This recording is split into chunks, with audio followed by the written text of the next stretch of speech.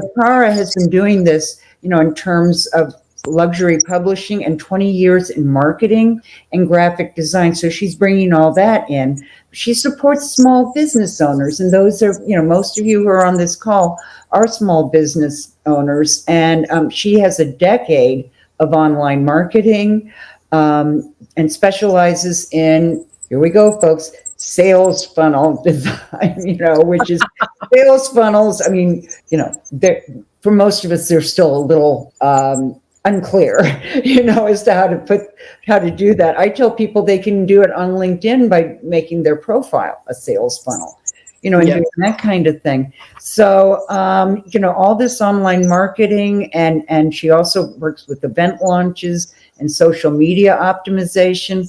So with the tack of simplifying, and this is a real theme that we've been hearing too, simplifying those tech challenges. And, as someone who's just had 2 technical meltdowns in the last week,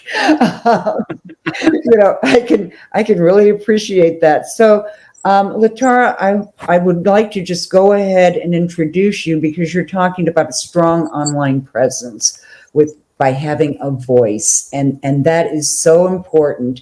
Learning that voice and that point of view, and being able to offer all that. So I'm just going to go ahead and ask you, do you have slides, or are you going to be? No slides. I really loved the organic nature of our interview last time, and I'm really excited to be here again, and thank you so much for this. Yeah, and I, digital, and the thing is that people, when they start looking at digital and at marketing, I mean, I think most of us start out with thinking, oh my gosh, this is so overwhelming, Right. and again, we all know tech works until it doesn't.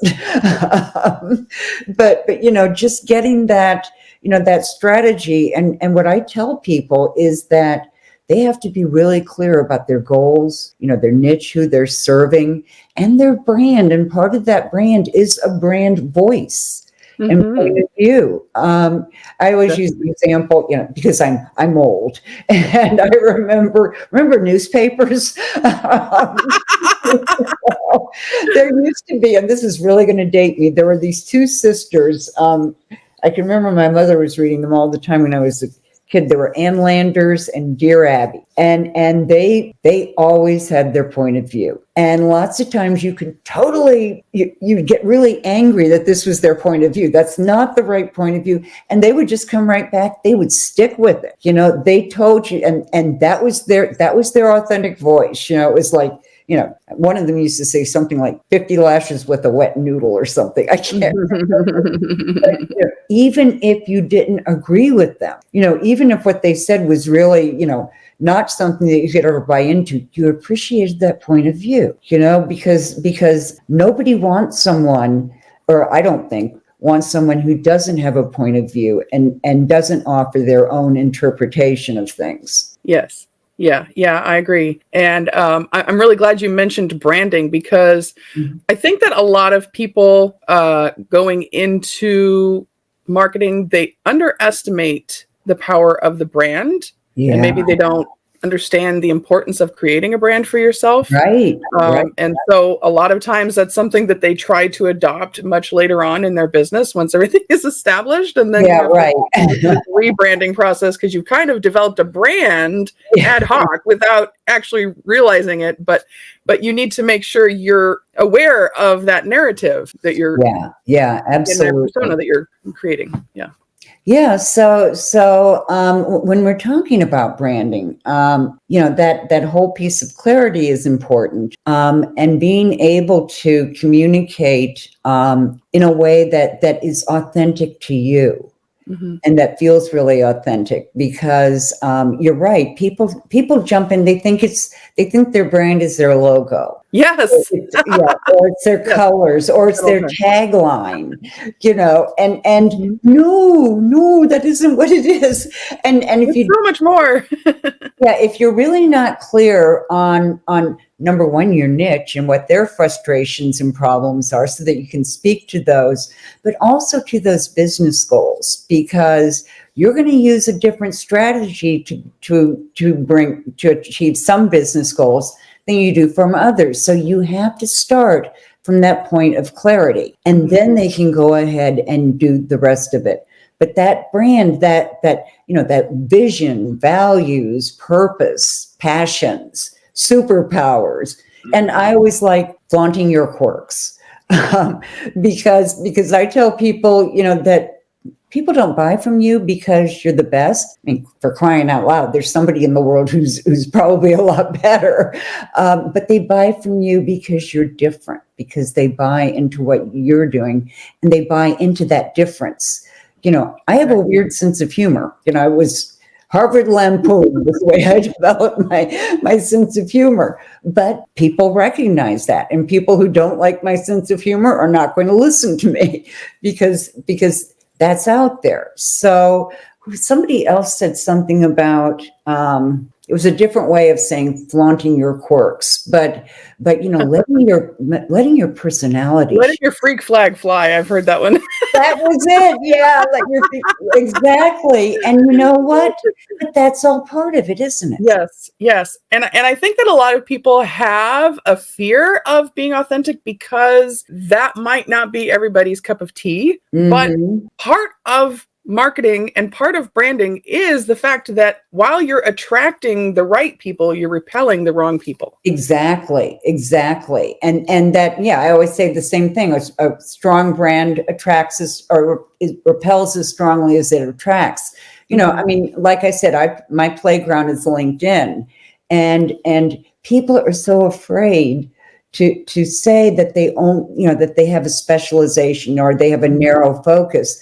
And in actuality, I always tell them, think small. Exactly. Think small, be a lot more focused, own your space, and don't try and copy everyone else, because that's not going to work. You really have to be able to express all those things. So flaunting your quirks is absolutely a piece of it. And I wonder, when you're talking about voice, can you tell us a little bit about, where that figures in, when you're talking about voice? Oh, yeah. So I wanted to create the correlation between creating a branding voice, as well as creating a strong online presence, because when I was talking to people, like we were just talking about, people don't really get what branding means. Right. So that's incorporated into it. But my version of a voice is actually an acronym for of various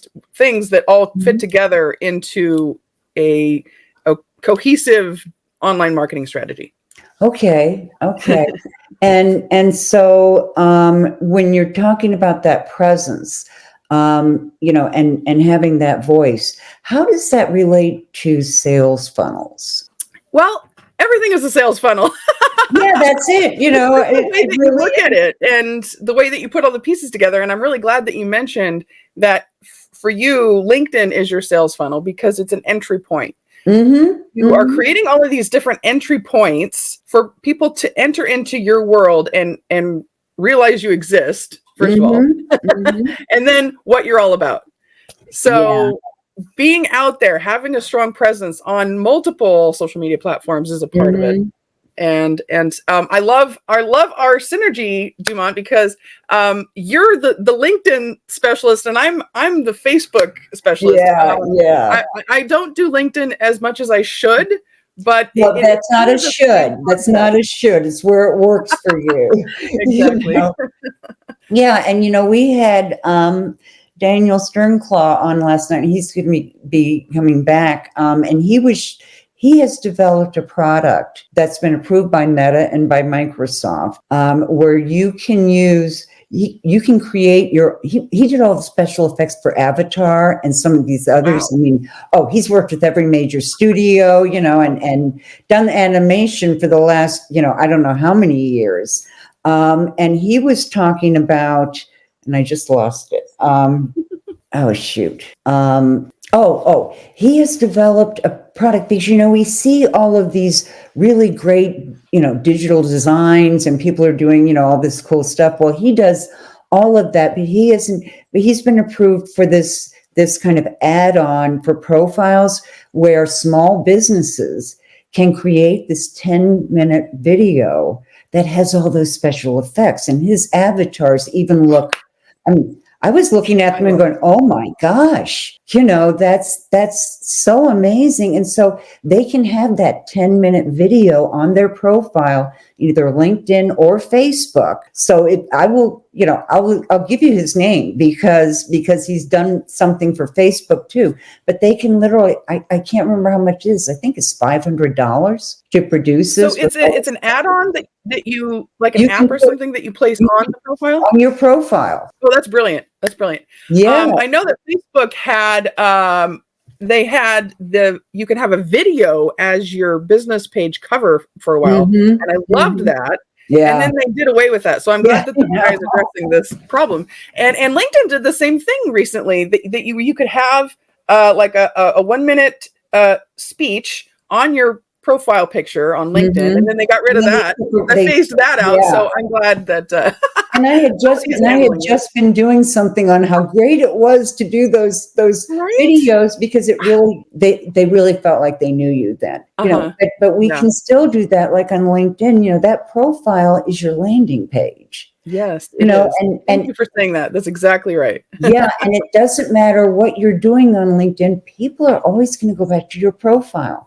And that's why you hear so much about that. And now they're rolling out, everybody's going to have creator mode on their profiles. So you can do the video, the newsletters, and audio, which I love. I haven't tried that yet, but oh my gosh, not having to put on makeup and it has a definite appeal to me. So they're changing too, because they're going more and more towards they want people with original voices, and and to do that engagement and all of that everybody's trying to foster now. I hear a lot of people saying that they're going to game the algorithms. You can't game them. You just have to understand them, because every time they figure out that people are doing a certain thing, they change it, And so, in fact, LinkedIn, if you do an online screen and you do it from your profile, your banner will turn into your video. When you're doing that into the disadvantage is that you can't collect those names and emails and everything like you can if you do it from your company page. So it's a trade-off as to which place you want to do it. But people want to talk to people. Right. Yeah. And that's a really good point. You do want to create some mode of attraction to get them into your list. And that's why social media platforms are the perfect starting point for your sales funnel, because people set up these elaborate sales funnels where they have upsells and downsells and automations and email sequences and all this. And then they don't think, well, how am I going to actually get people to this landing page? There's that leap from where everybody's at to just your individual URL. So this is why lead magnets are awesome. This is why social media is awesome. This is why, you want to lead with content, because once you get people to see you on social media, there's still that process of moving them into your you want to take them off of the platform, which is kind of ironic. Exactly. So you don't want to do that premature sales pitch that we all know, but you have to at some point realize that, and I think most of it does come through messaging. Once you get people to know it, it's going to come out of those messages. It's not going to come out of them seeing, something else. You will, because that's one of the biggest mistakes people make. Oh, I'm just going to message and build this relationship, but I don't feel ready to move them off the platform. People they make mistakes on both extremes. Right. Exactly. And we're all used to being spammed. We all know what it looks like. And people with their little bots and, all of that stuff that works. And so it must work for someone. And then maybe you have a bot set up over here and this person has a bot set up over here. So this bot starts chatting and this bot starts interjecting. And so there's two bots talking to each other and there's no communication. There's no relationship being built. Yeah, exactly. Oh, that's so funny. I hadn't even thought of that. And, we specialize in lead generation, but we don't try and do a one size fits all, because it really can't, and you have to get that. If you're going to use messaging, which you really should be doing, and doing that direct messaging, then, that's where that relationships builds. And that's any place on social media that you're doing it. And we just built our first app. And so, we don't even have to, they can kick me off of LinkedIn tomorrow. I can still talk to people, and that actually happened to me. That happened to me, I guess about 6 months ago. I actually saw somebody else who was using my name in their ad on LinkedIn. So I reported them. They kicked me off, not the other. And so I had to go back and say, no. We are not the ones you should be kicking off. So all of a sudden I'm in LinkedIn jail. And oh my gosh, when you're a LinkedIn expert and you can't get onto LinkedIn, that kind of stunts your business a little bit. Yeah. So, yes, we want to be on social media, but we also have to figure out how to get people off, and do that. And so I wonder if you could talk a little bit about engagement, and how you get people to engage with you. Oh my gosh, there's so many different ways. Where do I start? So there's different levels. I'm going to talk about the just posting on your personal feed first, because if you have a social media profile, but you don't have a photo, you don't have a profile photo, you don't have a cover image. The last time you posted was 7 years ago. People are going to dismiss you very quickly. Yeah, exactly. So that's why you don't have to go nuts with it. You don't have to, post 12 times a day and just be glued to your social media. But you want to strike this balance of how often can I post to make it look like I'm active, and talking about engaging the algorithms aren't going to help you if you're not doing anything. The more the more active you are, the more the algorithms will support you. So that's why you want to create posts that are, relevant. They're, informative. They frame you as the expert in your niche. So that's why it's very important to have that clarity around what your niche is and who you serve, because then your posting reflects that. And then once you post, you don't want to just leave it out there. You want to actually turn it into a dialogue. So when people are commenting, when they're liking, when they're interacting with your post in some way, you want to make them know, hey, I noticed that you commented on my post, blah, blah, blah.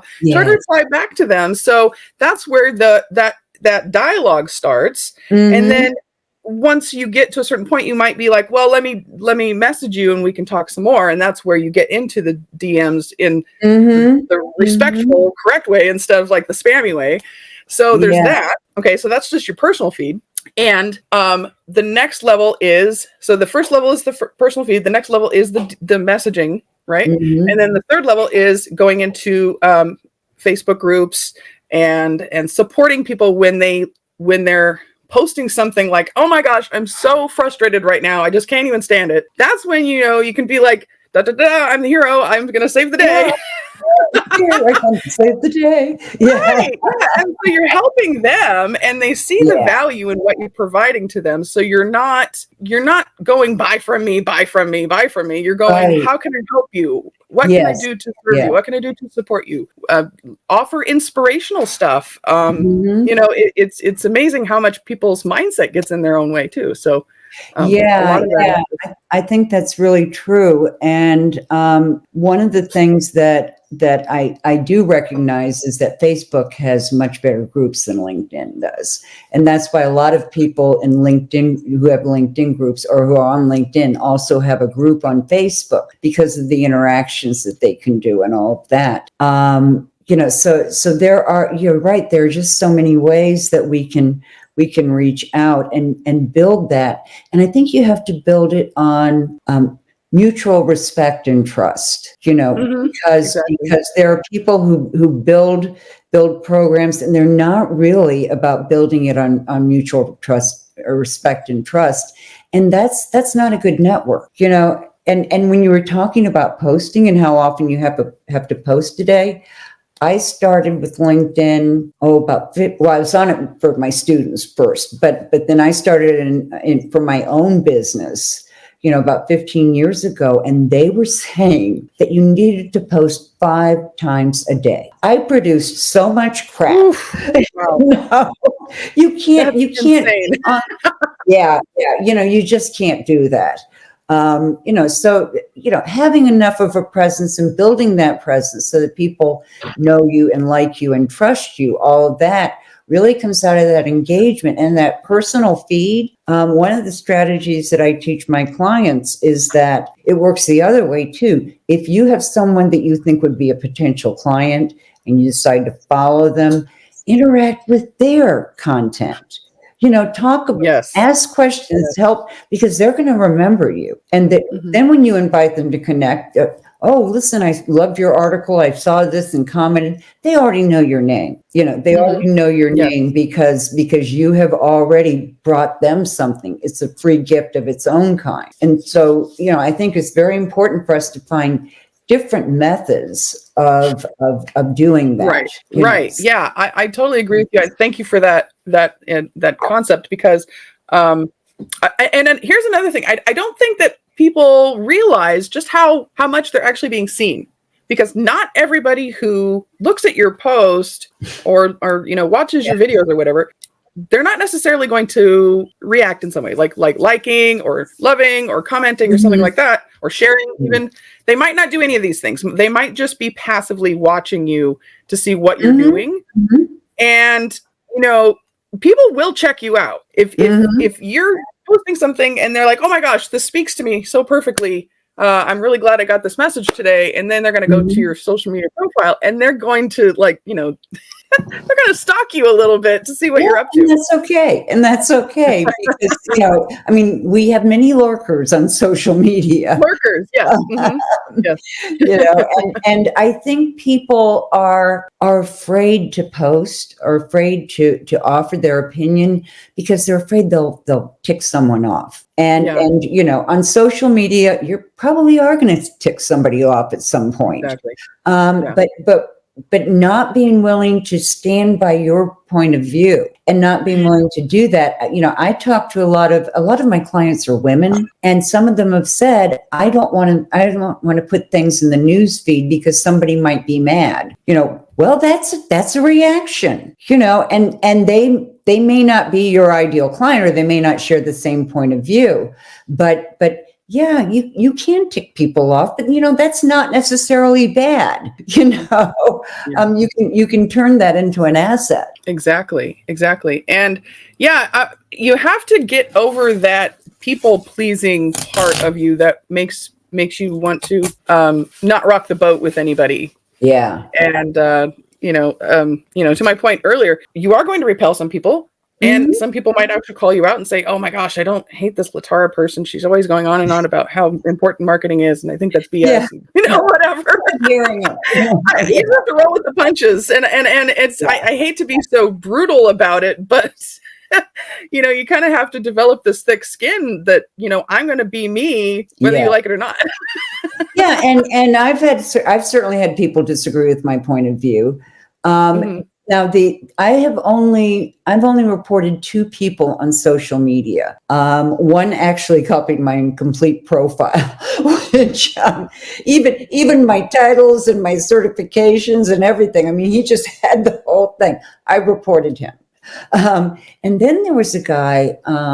This was about 6 months ago. I was interviewing people, and I wanted to talk to them about a course that I was developing, and I wanted to hear what their frustrations and challenges were. So I wrote him and said, could I interview you and learn more about what you're doing? And he wrote back and said, oh, I'm so glad you wrote, because I have something very important to tell you. And I said, okay, well, right now, I just want to know if I can interview you. But, we can talk about whatever it is later. And he wrote back and said, no, this is very important. You have to talk to me now. And I said, I'm working on this other project. We can circle back. And he came on even stronger and said, what if I tell everyone that you did this and publicize that to all my followers? Would you mind that? And I said, yes, frankly, I would. I don't want to do that. Then he came back and said a very, very pointed comment that could be, well, it was religious in nature. And LinkedIn flagged him because they said, is this message bothering you? That's the only other person I have ever reported because it was abusive in the way that he was doing it. And I actually didn't report him. I mean, LinkedIn asked me if I wanted to report him. So they picked up on that. And I know that happens on Facebook too, where, there are horror stories and, and we've all heard some of them. But Facebook is still a great place to go.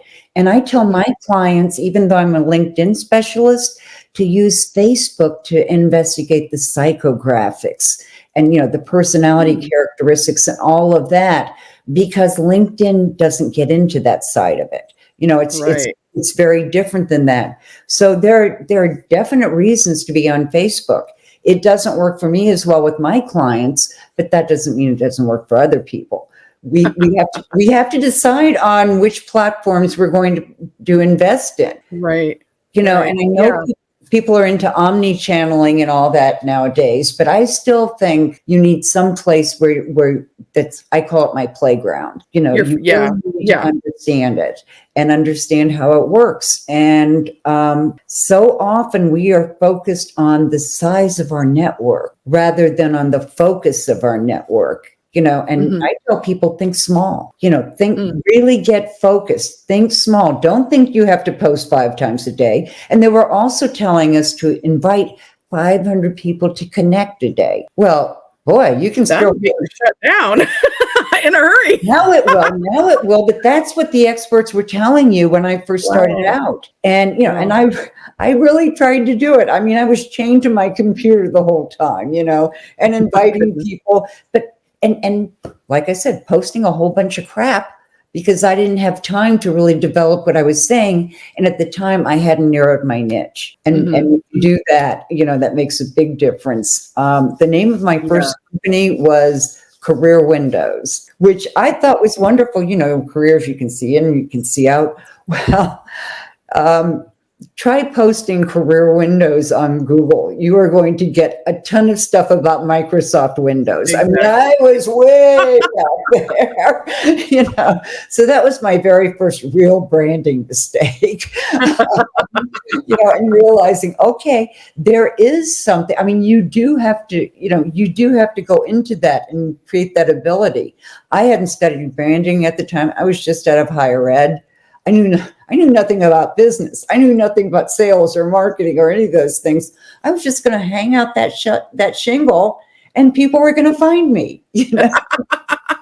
Yes, unfortunately, if you build it, they will come. Is a common mentality that is destroying businesses. They you need to do more than just create something. You need to allow people to enter into the room, right? So the doorway Absolutely. Is marketing.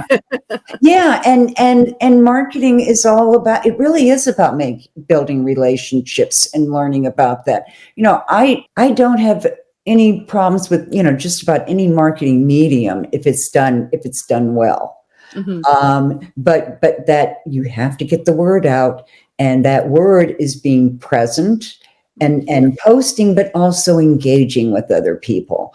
Yes. Because that's real. It still comes down to relationships in the end, and no matter how good your product is, if nobody knows it's there,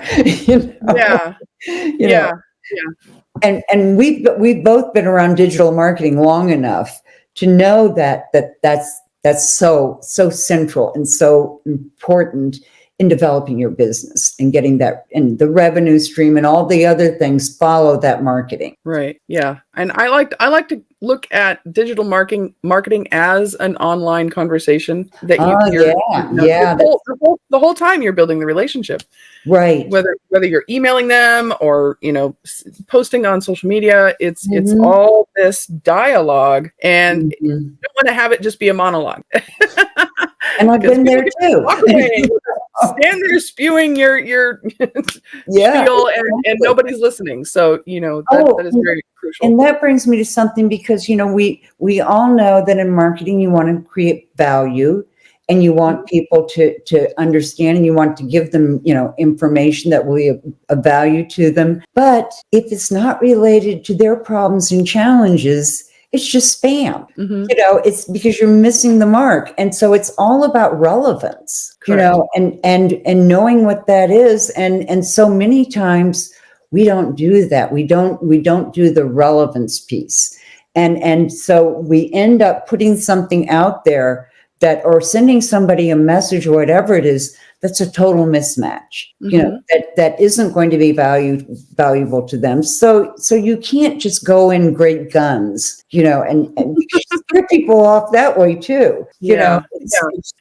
And honestly, I feel like one really well thought out post a week is worth more than posting just crap 5 times a day. Oh yeah, absolutely. Absolutely. Now we just had, and we just had Paula Ensign talking about, having tips. You can drop a tip a week. It doesn't have to be huge. I love tips. Yeah, tips are great because, we do publish a lot, but we also include Q&A, tips, a lot of those small things that can be helpful to people, and they get an immediate win from it. Exactly. Yes. Thank you. Yeah. It's a quick win, and people's attention spans are shorter now than ever before. So you really need to just grab their attention and give them something that they can bite into in the next, few minutes, as opposed to, well, here's a 500-page novel. People don't have time for that, but they'll love the tip. Absolutely. And getting people to really, getting that piece, that quick win, that one tip that they can implement now, and getting that, is so important. And I think we do become too long-winded and, start that monologue. And I've been guilty of it myself coming out of higher ed. My gosh, I just, I was used to teaching in that kind of an environment, but I wasn't used to dealing with adults who are out there working, who are entrepreneurs. And it took me really just a sheer accident to fall into it, because I really did have an accident. I fell down a flight of stairs and fractured my pelvis in 5 places. So I lost my business during that year. It completely went away because I was in pain, and so I didn't just lose that year in pain. I also lost my business, and I knew I couldn't go back to that. I knew I had to make money fast at that point. I had to do something that was really going to help me. And for me, it was Facebook and LinkedIn. I mean, those are the 2 places I started, because you don't have to spend a lot of money. And I don't pay for advertising or anything like that. I do have Sales Navigator because I can use it for my clients. I can run, things that will tell them who to zero in on. But I don't use any pushy sales techniques, because once you get people interested and you've treated them with respect, that sales conversation gets so easy. Yes. And I went through a phase of cold calling people, trying to get them to a canned presentation, and I've done door knocking in the past, and that's the dread that those things instill in me is why I decided to go face first into attraction marketing. Yeah, you know what? So much of that heaviness out of the selling. Yeah, process. Absolutely. If people do have that strategy as they're going in, then you really can do it in a way that, oh, I forgot what I was going to say. Sorry. Haven't had enough coffee yet. I'm glad you're on now, because earlier we were having a lot of technical difficulties. So, because we just started an app. We have an app through Actionera, and I was trying to show people that they could get it too, and how it's so cheap, to have an app these days, and doing push notifications instead of email, and all those challenges that we have now, are just huge. But we have to get our feet wet.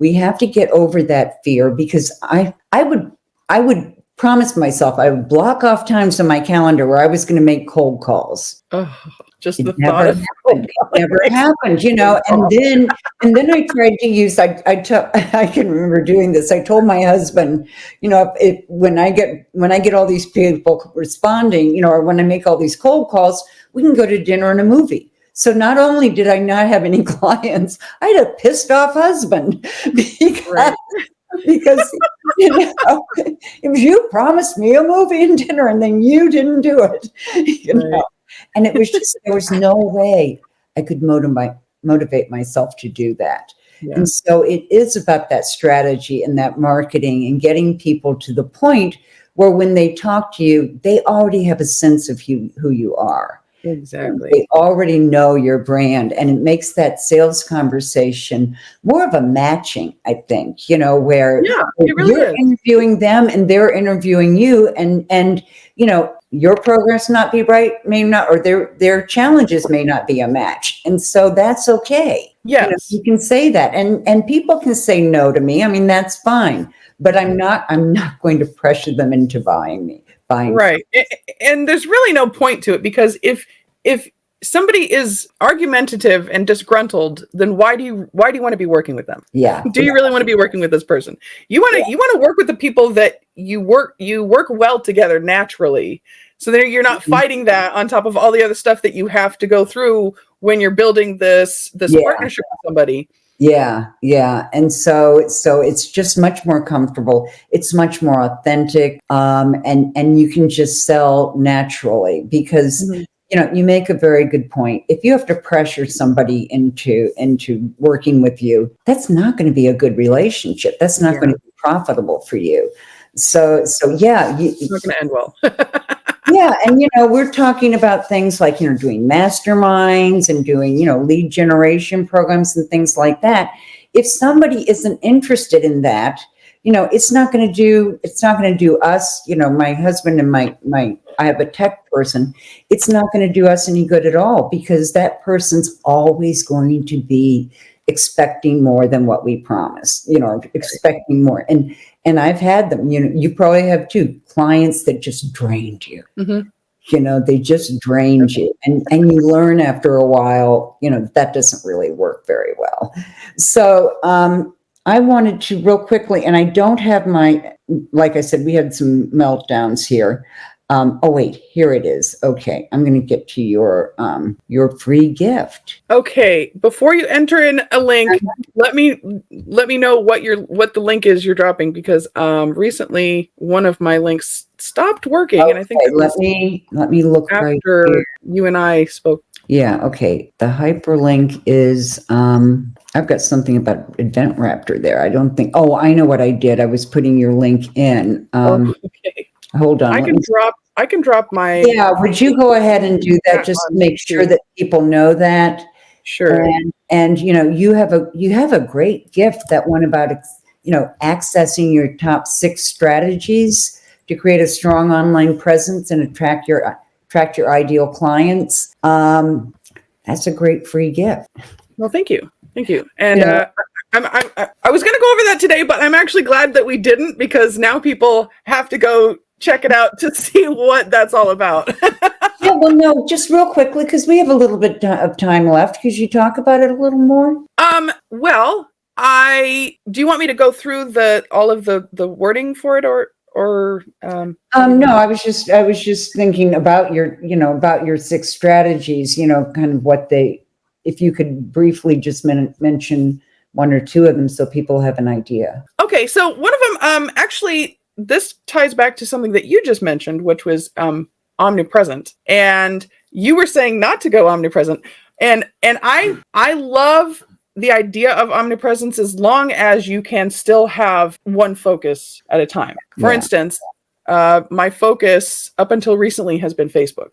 Mm-hmm. And I'm branching out more towards LinkedIn to try to build that up, as well as YouTube. But the point of being omnipresent is that if somebody sees you over here, and then they see you over here, and then they see you over here, and they're cohesive enough that it's memorable, like you don't think they're two different people, right? The branding, that's where the branding comes in, because you want that consistency across all these channels. That's when people are starting to say, wow, this person's everywhere. Yeah. And that's a very good need to work with this person. Yeah, that's a very good point. And somebody that I had on the other day was talking about, people recognizing and seeing where you pop up and all of that now. And so one of the things that people have been emphasizing is the popularity of, vertical videos. Correct. Yes. Yeah. And I have never tried those. I tried one outside and the sun was bright and I went, oh no. And I ran back inside. I have the perfect tip for you. Speaking of quick wins, here's a tip for you and all of your watchers. Yeah. So you were saying that sometimes you'll start to do the monologue, like you'll record yourself talking about something and it kind of stretches out for a while. There is a time and place for the long form video. There definitely is. Yeah. You could post it on multiple channels. You can have it on YouTube. You can do webinars where you have a whole hour to talk about things. Right? Yeah. And what I would say is go back to the long form content that you already have and repurpose that for the short form videos. And there's a really, really awesome platform for that. It's called Opus. Opus, OPUS, and you can just plug in your long form content. You can either upload a video or all you need is a YouTube link, and it'll automatically cut it up into bite-sized chunks, and you can post that on social media, and it gets rid of hours and hours of editing. So highly recommend.